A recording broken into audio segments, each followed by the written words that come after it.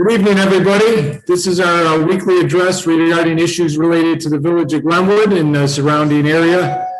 My name is Ron Gardner. I'm the mayor of Glenwood. Our party is the Glenwood First Party. I'll go over our candidates here and have them say a few words. First, I'll have to my left is Talita Hart. She's a village candidate for village trustee, and she's our current treasurer. And she also serves on Brookwood District 167 School Board, and she's a past president of the school board. She's the president and CEO of a non-for-profit organization. It's our pleasure to have Talita Hart on our board. And Talita, if you could say a few words. Hi, good evening, everyone. And as mentioned, I'm Talita Hart, and the current treasurer for the village. And I am seeking to obtain your vote for trustee on April the 6th. I want to thank you for joining the Glenwood First Informational Forum this evening. And we hope that the speakers are both informative and provide information that you receive that is updated information, as well as keeping our community fiscally sound and safe. Again, welcome and thank you for joining us this evening. Thank you, Talita. To my right is Deanne Lynch. She's our current village clerk and a candidate for village trustee. He's also a probation officer with the Cook County Circuit Court Domestic Violence Unit. We're really lucky to have Deanne on our team. Deanne. Good evening, everyone. As the mayor alluded to, my name is Deanne Lynch. I'm currently the village clerk and currently seeking village trustee seat. I think tonight's topics are essential to moving the village forward and continuing with our motto of putting Glenwood first. So we have some very special guests. We won't prolong the introductions. I won't prolong my introduction. I'm excited to hear how successful the village has been and how we can help move the village forward. Thank you, Deanne. Also would like to introduce trustee Ron Clark. Ron has been a trustee in the village for a long period of time, for 12 years. He's retired both from the Cook County Sheriff's Office and the U.S. Army. Ron, if you could say a few words. Ron, you're on, hold on one second, Ron, you're on mute. Okay, Ron. There you go. Okay, can you? Yep. All right. Good evening, everyone. I'm glad to see everybody here tonight. And I want to welcome our guest that's going to keep us more informed with everything to help Glenwood first move forward the village. And I'm interested to hear what we have going on tonight. Very informative for all of us. We learn something new every day. So I want to welcome our guests also, and our candidates that are running at the Glenwood First Party. Thank you very much. Thanks, Ron. Sandra Washington is our candidate for village clerk. She's the vice president of Brookwood School District 167, and she spent most of her career working in human resources. Sandra, if you could say a few words. Okay. Well, good evening, everyone. I'm so excited that you have joined us on our regular forum. Our goal, our aim with these forums is to ensure that our community, our residents are well informed with anything that is relevant to your quality of life here in the village of Glenwood. So I'm just very excited about being a part of the Glenwood First Party. We are the party that definitely believes in a strong community, is an informed community. So I look forward to our guest speakers who have taken time out to ensure that we have information that is relevant to all of us on this call tonight. So thanks again and welcome to the call. Thank you, Sandra. Again, I'm Ron Gardner. I'm the mayor of Glenwood. Glenwood First really cares about the residents of the village of Glenwood, and we do put Glenwood first. So we're very lucky today to have two fantastic guests. We have Dr. John Bourne. He's going to talk about the COVID-19 and the vaccines. He's knows everything we need to hear about vaccines. He's been a board certified in family practice since 1994 and is on staff at Northwestern Medicine. Central DePage Hospital and Elmhurst Hospital. He's also the medical director of several nursing homes. And I'll let everybody know right now he's my best friend. So, John, thanks I put the hook on John to come out here because, as everybody knows, we're glad to announce today that the Village of Glenwood is going to be a vaccine site in the Village of Glenwood at Glenwood Golf Course. So, we just got notice on that. We're obviously going to try and get Glenwood residents vaccinated first. And we would like John to educate us on that. I'll introduce Bill, also our other guest, before we have John let us know about the vaccine. Bill, I've known Bill forever too. Bill is an attorney. He's helped many businesses in the Village of Glenwood. He has his own firm helping out with the onerous Cook County tax assessments that have not only hurt residences, but have hurt businesses in Cook County. And he's helped several businesses right here in Glenwood and in the area. He has testified along with me several times at the Cook County board level to try and let them know that the onerous taxes and the assessments in Cook County really put a burden on the taxpayers. So we appreciate you joining us too, Bill. Dr. Bourne, if you could let us know about the vaccines. Yes. So I'm not sure exactly where you want me to start or how you want me to engage in this conversation, but I've been asked by many other companies just because of my experience in family practice and researching these vaccines and having to answer all the questions of my family practice patients regarding the vaccines. I've been invited to give a talk to multiple companies regarding the vaccines, the pluses, the minuses, the myths, the conspiracy theories, and the need for getting vaccines in people's arms. So let me, I have put together, it's like a 20-minute presentation for other companies, but I don't think we need to go through that. But I would like to ask you, are there particular questions, concerns, issues that I can help answer right away? Because many people do have particular questions about the vaccines, rationale why they might not want to get the vaccine, and or just some data on how effective it is, side effect profiles. Are there any particular questions I can answer that are pertinent to you and your board there? I'd be happy to take just some questions rather than going through this laborious 20-minute presentation here. Well, John, I had a quick question for you. The vaccine that we just were approved for, we partnered with Jewel Osco, and Pfizer vaccine is the vaccine that we are going to be administering to the Glenwood residents in surrounding areas. What is your thought process about the Pfizer vaccine? I think, in my biased opinion, the Pfizer vaccine is the one to get. That's the one I got. That's the one that Northwestern has chosen to give all of their employees as well. It's a series of 2 vaccines. And you know, it's a new type of, well, let me back up. It's not a new type of vaccine. Many people think the mRNA type of vaccine is brand new. It's been researched for 10 years and it's been in the pipeline for 10 years. The only reason why it is to market so fast is because they knew there was 10 years of research before this vaccine came available. It is highly effective, highly safe. In fact, we can give the Pfizer vaccine to breastfeeding mothers, pregnant mothers, people with cancer, people going through chemotherapy. It is so safe. And it's actually safer than the influenza vaccine, which is a protein-based, subunit viral particle. This has no virus particle in it whatsoever. And it just teaches your immune system to fight off this COVID vaccine very effectively. And the amount of antibodies that are generated from this Pfizer vaccine is almost 99%. This Pfizer vaccine, that if this is the one that you choose, is so effective that it's almost prevented 100% of people that get COVID from hospitalizations and death.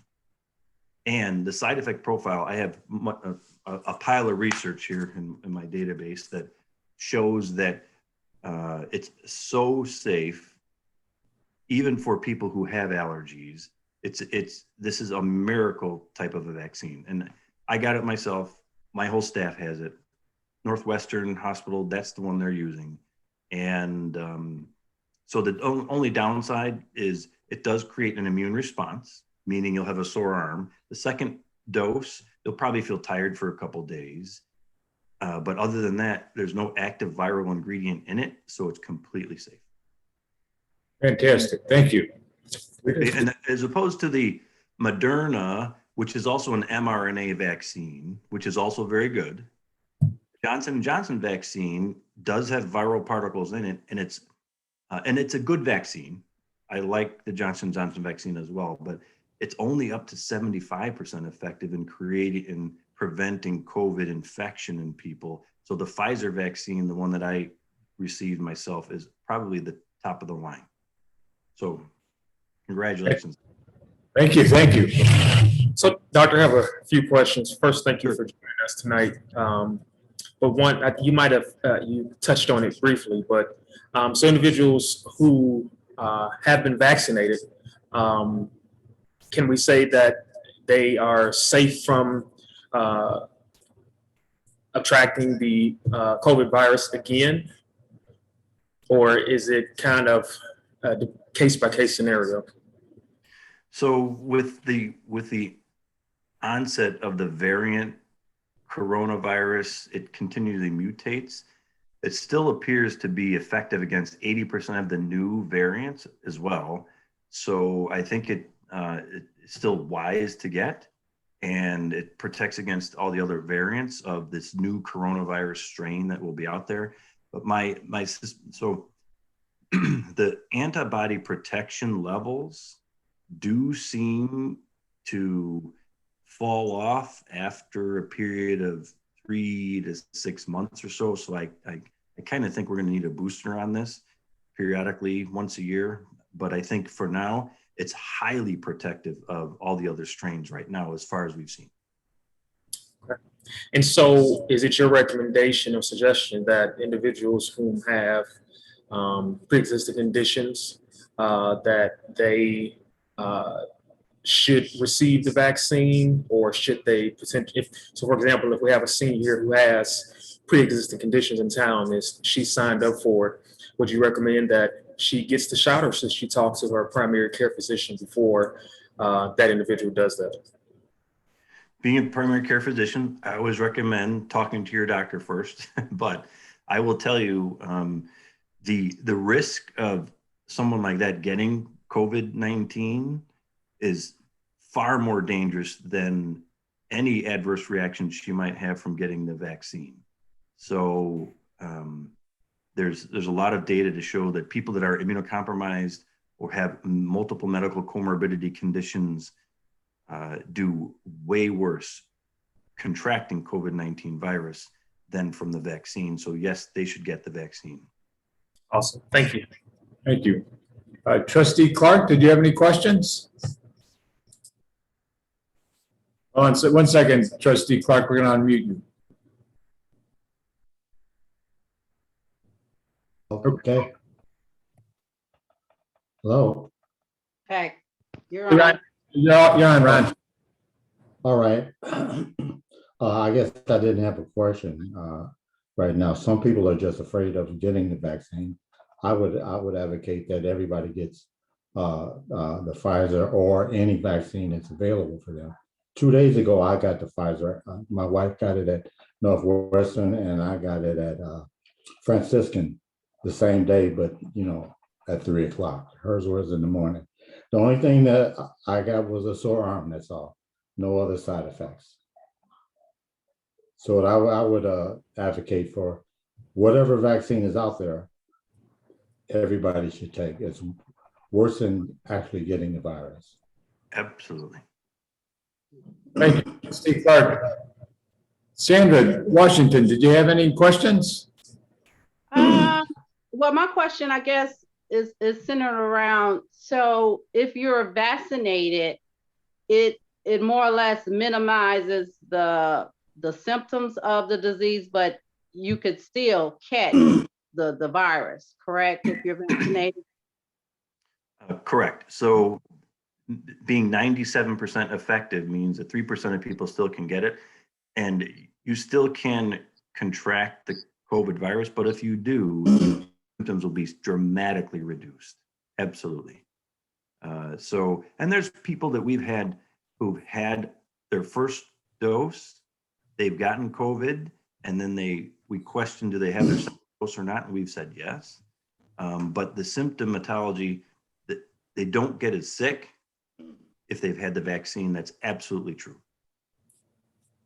And in terms of because you mentioned that this has been in the works for the last 10 years. So I think a lot of people might be concerned that it seemed, rushed since COVID just started last year. But with that 10 years in the backdrop, is there an idea in terms of how it was studied? Was it studied with, people of different nationalities or African Americans? Because that's one of the biggest things I think in African American communities, just speaking from the people that I know that are resistant, is that, were they involved in this study to determine if the side effects would affect a person of color differently than, the majority? And I would say absolutely 100%, because this technology was actually designed to help treat cancer patients. So messenger RNA, particle of a DNA, it was supposed to help cancer patients increase their immune system to deal with cancer issues. It didn't seem to work that well for cancer patients, but they realized that people that had this mRNA, messenger RNA, their viruses and their infection rates went way down. And then they researched that, but it was everyone, I can't give you the statistics on the percentage of people that had it and different types of rationality and gender and so forth, and who actually were in the studies. But for 10 years, it was studied with multiple cancer patients.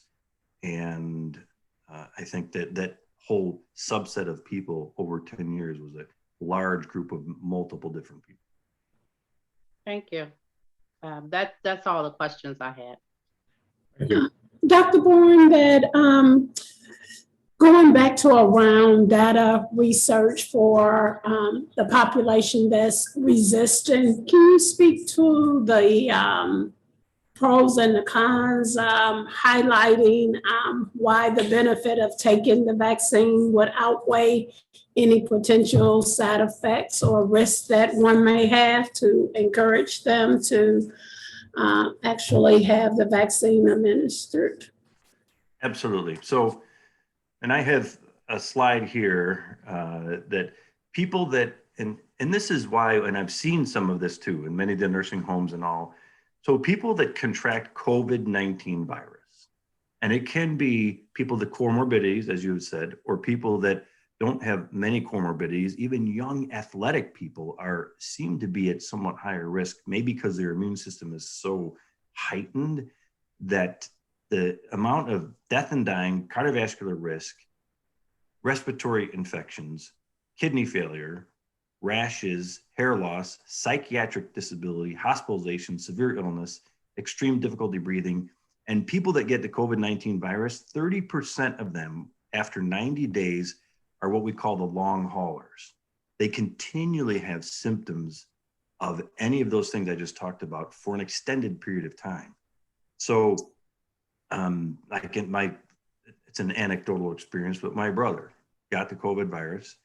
He's a gymnast, he's an athlete. He still, to this day, 6 months later, doesn't think he can think as well as he did before he got the virus, and is fatigued and weaker than he was. So, but the vaccine, the only risks are minor pain, swelling where the vaccine was given. You can have some fevers, chills, and tiredness, some headache for a few days afterwards. But there's been, and I have a list again of people that have had adverse reactions, mostly people who have allergies to certain ingredients within the vaccine. But even those are transient, they go away and they're completely resolved. The list I have here of, there's 100 patients on this list who've had adverse reactions, but they've all completely resolved. So people that have comorbidities should get the vaccine. It's a blessing we have this vaccine, and it's to get the COVID-19. I've just seen so many horrible stories of people getting the actual disease. There's no question in my mind. Get the vaccine at any cost. Thank you. So, doctor, in your opinion, as restrictions loosen and in some places kind of were never really enforced or actually imposed at all, what's your advice to the public, to residents of Glenwood, to ensure that the numbers remain low, that transmission remains low, and that we continue to keep each other safe? So the more people that have the vaccine, so I'll tell you, this is an interesting thing that I learned during my research also, is that the people that get COVID-19 infection, they develop an antibody response, a level of antibodies. Let's say, so you have 0 right now. When you have the infection, your level goes up to 20 or 30. People who've gotten the vaccine, their level of antibody load goes up to 200 or so, almost 10 times the amount. They're so better protected against recurrent infection or severity of their illness if they do get it. It's interesting how different that is. So people that say, I had COVID, I had the disease, I don't need the vaccine, that's really taking a chance, because I've seen, I do this on my patients too. I check their antibody viral load and their antibodies. After about 90 days, it almost comes back to normal. But with the vaccine, it takes 9 months to get back to almost normal. And with these variants, we don't know how well people are going to be protected, but the vaccine is even way more protective than actually getting the COVID-19 virus itself. My question was on the variants that you just brought up. How is that going to affect the vaccine? So just like the influenza vaccine, where there's 20 different strains of influenza virus, it changes every year. You only get 3 of the influenza types of influenza against the vaccine every year, and it changes every year. We try to anticipate what ones they're going to be, but this coronavirus is shifty. It's changing its genetic makeup even better and more shifty than the influenza virus is. So we're probably going to need to get boosters, but they'll be on top of it. And the rationale for this messenger RNA technology is so fine-tuned right now that they're actually going to be better vaccines, I'm sure of it. So I hope that answers your question, or It does. if there's some of that. It does. Well, thank you very much for your time today, Dr. Bourne. We really appreciate it. It was very informative, and we really appreciate you coming out tonight. So thank you very much. All right, thank you. And if there's any other questions, I'm happy to respond, to other people's questions and so forth. If Ron, you have people that have particular questions, I'm happy to answer them, offline with you, and you can send out my responses to whoever needs it. Thank you very much. We really appreciate that. Thank you very much. Thank you. Thank you, Dr. Bourne. Bye-bye.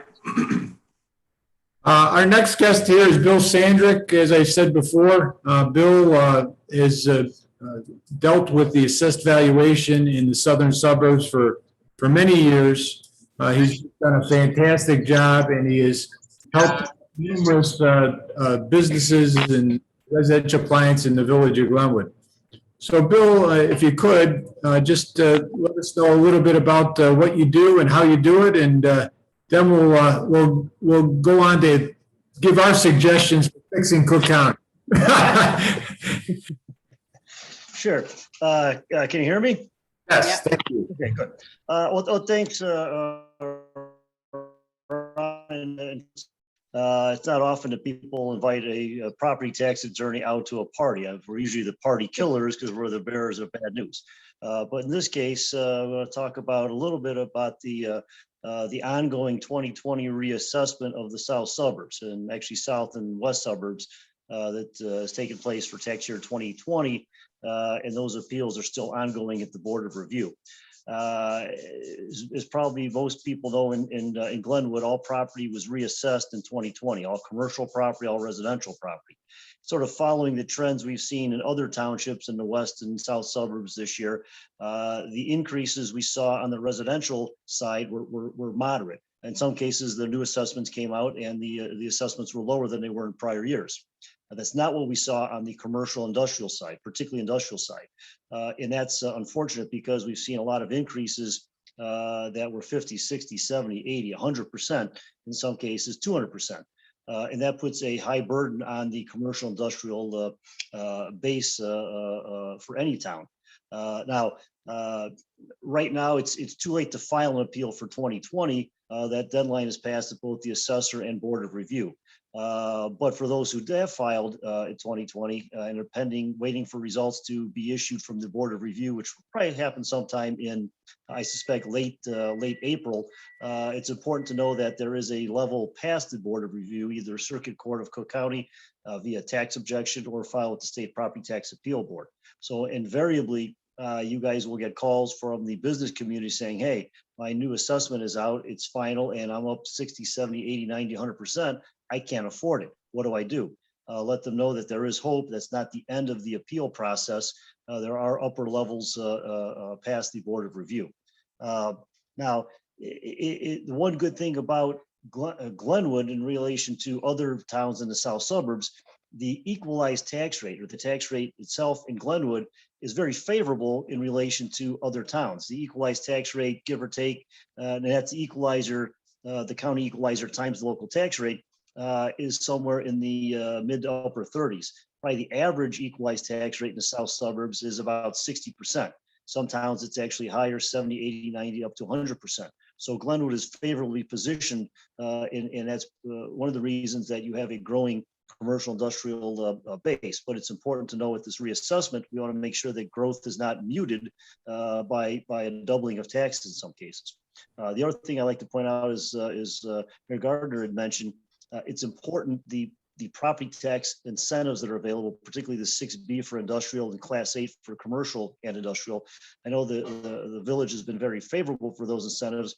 They're an absolute lifeline and a necessity to attract new business, particularly with the new reassessments and the new tax by both the assessor and board of review, where values have been increased over historical values. So these incentives become more paramount to attract new businesses. And I know the village is active in the incentive process.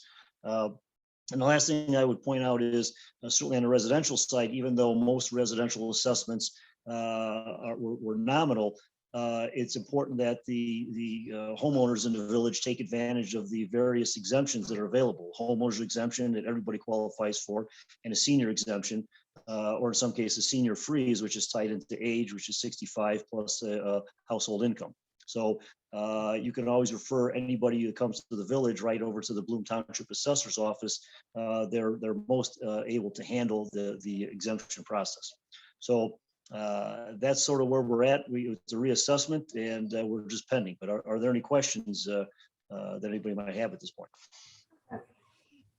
I had one question, Bill.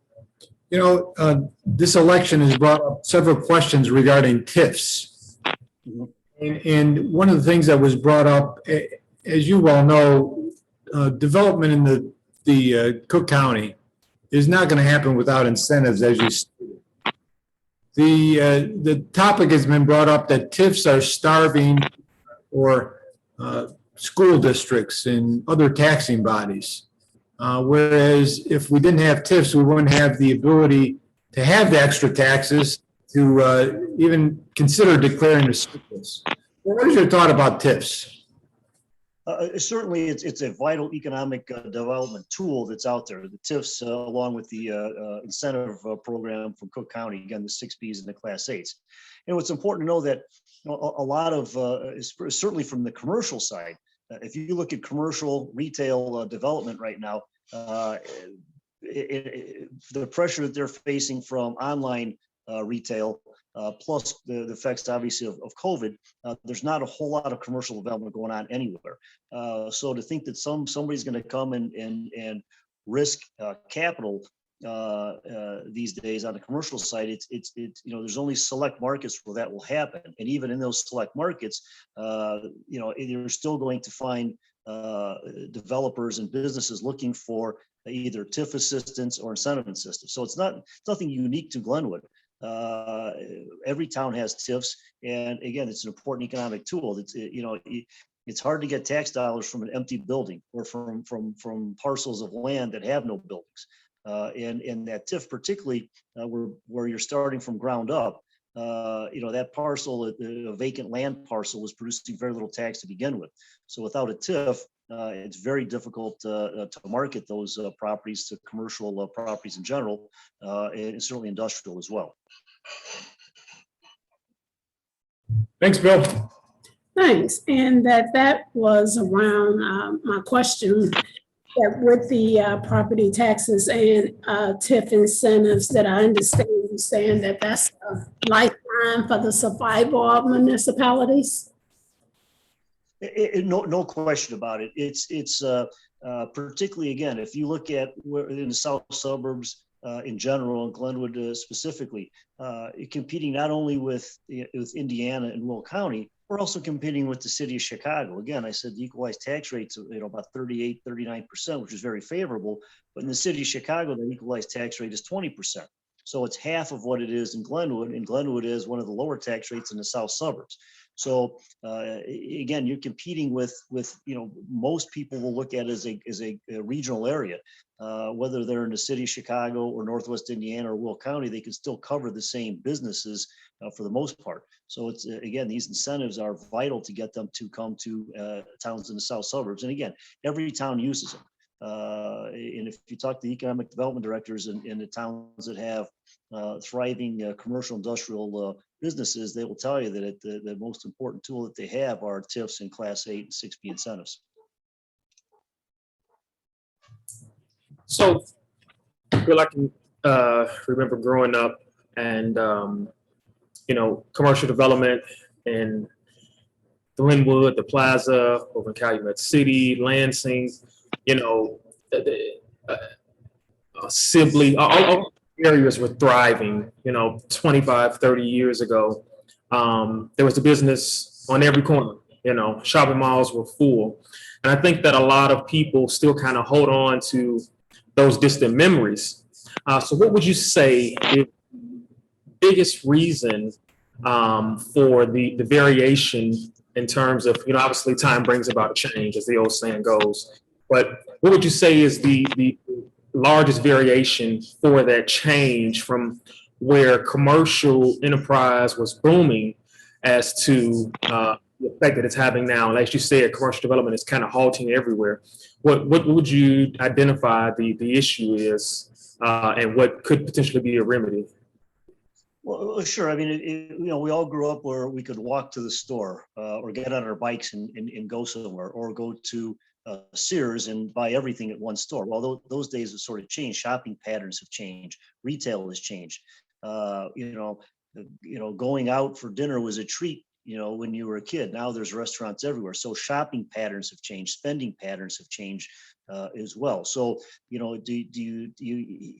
people are also more mobile now. So, instead of going 5 minutes, where everybody's world was the town they grew up in, now people travel back and forth from work. They go to Chicago, they go to Indiana, they go wherever, they're in their cars. So they're much more mobile. We're also a society that, that wants more on demand. So the online portion of commercial activity, retail activity is obviously growing tremendously. And if you look around in the south suburbs, you have Amazon warehouses springing up in Madison. You have one in Markham. So there's a reason, and Amazon is finding infill sites all over the south suburbs. That's all because of online shopping. So the days of the brick and mortar retail is still very important. It's people always talk about it dying. It's dead. It's certainly not dead. Just drive down Halstead and you see plenty of it. But those secondary markets, that it's tough. And then you factor in additional cost. tax rates have gone up dramatically in the south suburbs in a lot of towns. Well, that puts a lot of pressure on those small mom and pop shops to pay the rent, to pay the taxes. It's a very difficult climate for retail in areas that have very high tax rates. And again, so some of the areas you've mentioned, and we represent 3,000 plus properties in Cook County. So, I look at a lot of rent rolls, tax returns. I can tell you that a lot of those, those centers are struggling because they simply can't get the rent to keep up with the increase. The increase in rent is outpaced by the increase in taxes. So have you noticed rather, I guess for lack of a better word, an alarming rate of businesses moving to Indiana, Cook County? And have you seen that happen? What type of impact have you seen that on smaller communities? Sure, absolutely. I mean, at the end of the day, the person who runs a shop in a strip center is a business owner, much like the guy who owns a strip center, right? And it's not that difficult. You have to go where you're going to make money, or your costs are the lowest. And it's difficult for the south suburbs to compete with Indiana, north in Chicago, and then south in Will County. So people are leaving. There's no question about it. If you just drive down 80, you can see it. But there are still, with TIFs and with 6Bs and with Class 8s. Again, my practice is the largest filers of Class 8 incentives. And I can tell you that it may not make the taxes equal, but it makes south suburbs very competitive. And that's what, there's still a lot going for the south suburbs. It's a great hub of logistics. There's a lot of, trucking firms, logistic firms that are popping up in the south suburbs. So it might be a transition where, some stores may leave, but you might have more warehouses because of the excellent trucking routes that you have in the south suburbs. So, economies change. There's not steel mills like there used to be. Those have moved. Well, now it's more warehouse based. So there's always an evolving economy. It's incumbent upon those, people in charge, like Glenwood, like you guys understand, that you can redevelop areas. May not be what it used to be, but adapting to the new realities of commercial industrial real estate. Yeah. Thank you. Thank you. Trustee Clark, did you have any questions? I'm sorry, you're muted. Hold on one second, Trustee Clark. I think I understand what he's saying, because the norms change. Shopping malls are giving way to online shopping, and even the real estate businesses have built all of these buildings downtown, and they can't sell them, so they rent them. And instead, they just thought of another way to reinvent the wheel. So small towns like Glenwood has to do the same. They have to think of another way when other ways are going on, like the shopping mall. The shopping mall is somewhat of a bygone thing, but there are all other entities that we can look for to subsidize the larger shopping mall and draw the people back to the small village businesses that the people in the village would enhance their living ability. Thank you, Clark. Sandra Washington, you have any questions for Bill? Well, Bill, I just, I thank you for sharing your expertise with our village, because it's definitely, I think, something that's very relevant for our business owners, our residents, to understand that there are so many different factors that go into business development. And considering, the span and the scope of, like you said, changes in retail, Amazon, your big boxes have changed the dynamics for a lot of small, mid-sized businesses.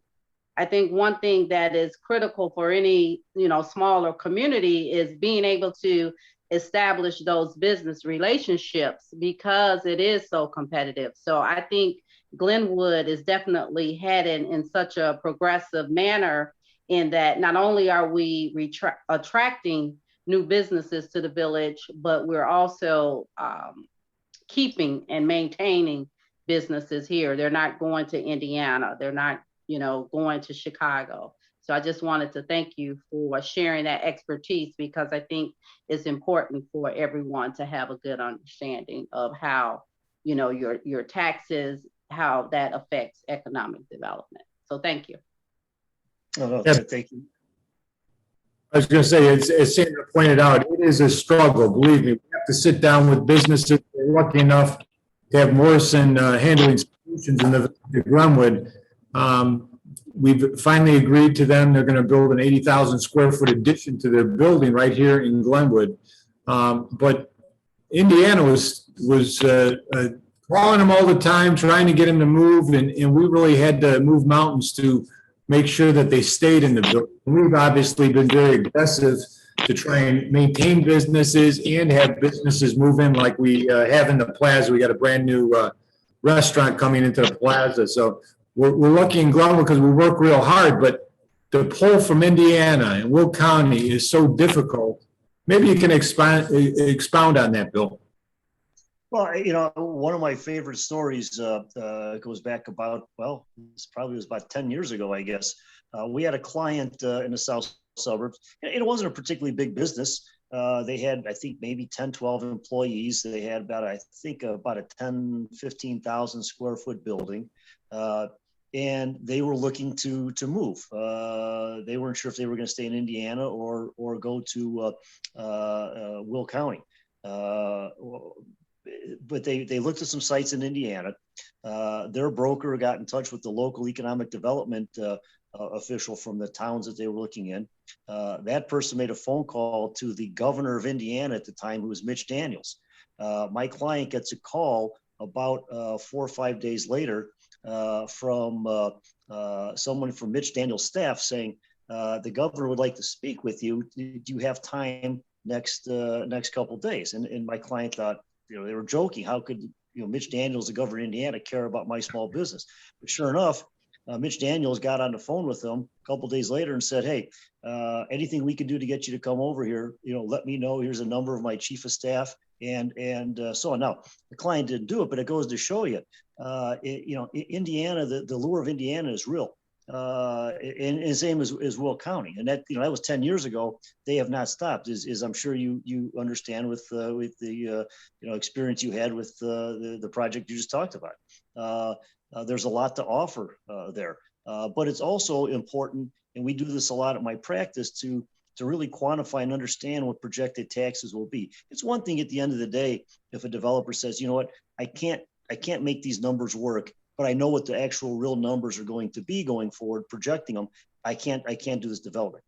Okay, you can understand that. I may not like it, but you can understand it. But we see all too often that a development doesn't happen because the numbers that somebody is using to project taxes going forward are inaccurate, and it's worse than their projection is actually worse than reality, particularly when we start talking about economic development incentives that might be available.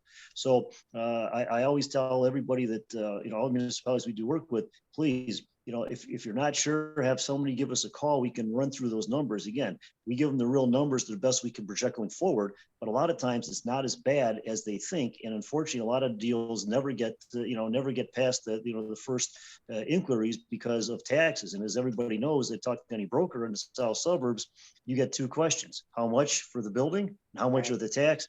And if there's no good answer for number two, the third question is, which way to Indiana or Will County? That's a good point. Right. So I also have another question. Obviously, we have a new assessor in. How is that going to affect within reassessments? How is it going to affect taxes? Obviously, he deals with the assessed valuation. That has a effect, obviously, a profound effect on what the real estate taxes are. What is going to be the effect, in your opinion, with the reassessments that Fitz Craigie has been doing? Well, I've always said that, the south suburbs are a tricky place to assess because assessments are supposed to be based on real market value.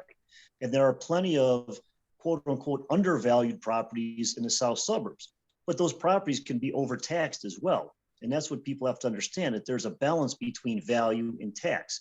And if the simple goal is to say, well, I think these values should be doubled to quote unquote real value, but that has to take into account then that the taxes will double or at least go up 90%.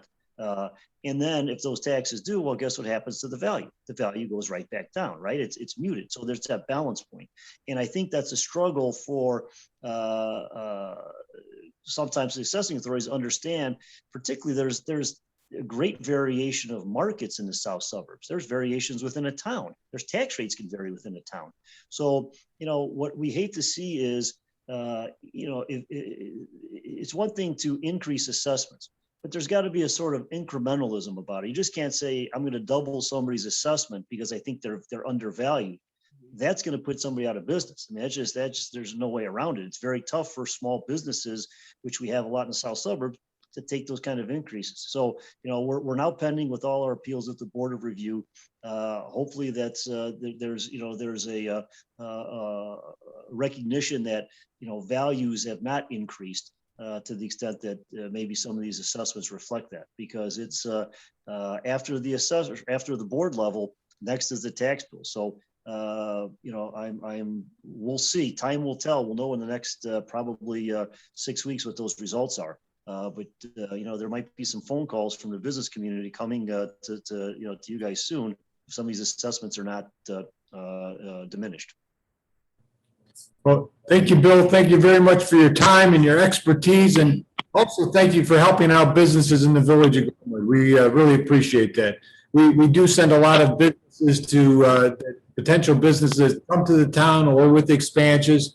We do partner with Bill for them to give them his idea or his expertise as far as what is going to happen to them. Because as he said, when the business comes in, they want to know what their note's going to be on their mortgage, but usually they ask what the taxes are going to be first in order to figure out if the project makes sense. So, Bill, you've helped us out a lot, and we look forward to working with you in the future. No, my pleasure. We'll one business at a time. We'll get them to stay and we'll get them to come. Sounds good, Bill. Thank you very much. Thank you, Bill. Thank you. Thank you. We want to thank everybody for their time this evening. We'll say goodbye one at a time here. But I think we, as always, we try and provide as much information, useful information to people, as many people as possible. I think it's important that we get out that information to the residents to let them know how taxes, how the vaccine, all sorts of situations like that affect them personally. Talita, did you want to say a few words? Again, I want to thank our guests, Bill and Dr. Bourne, for joining us and providing us with that very useful and helpful information, how the community can stay well informed as well as safe and fiscally sound. I also would like to encourage you to vote for the Glenwood First Party, and that I am asking for your support and your vote as your next trustee on April the 6th. Thank you. Thank you all for attending again. I think I'd just objectively say I think this was by far probably one of the most informative forums that we've had tonight, not only addressing one of the more burdens in the community, but then just nationwide. And so I think that tonight's guests hit on a lot of key topics that our community is impacted by, and then also just globally. So I appreciate that. And I appreciate the participation for the viewers now, and then those who will view once it's posted.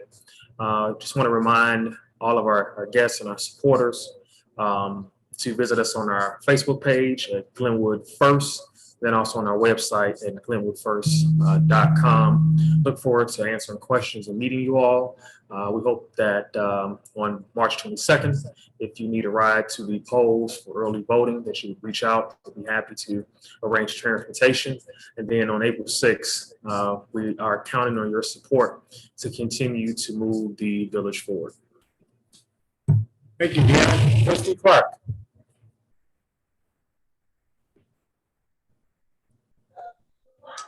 I'd like to thank our two guests for the very informative information that helps us as village officials, and it also helps the public with any of their questions that they might have had. I want to remind everyone that we will be giving the COVID-19 shots here in vaccinations here in the village of Glenwood. And maybe what was said tonight would help them make up their mind if they will accept the vaccinations or not. It's all for the good of the community.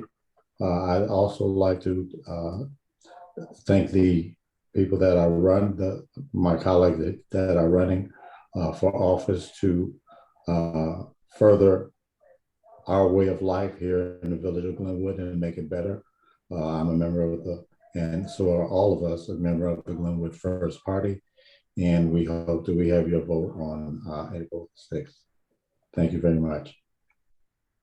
Thank you, Ron. Sandra Washington.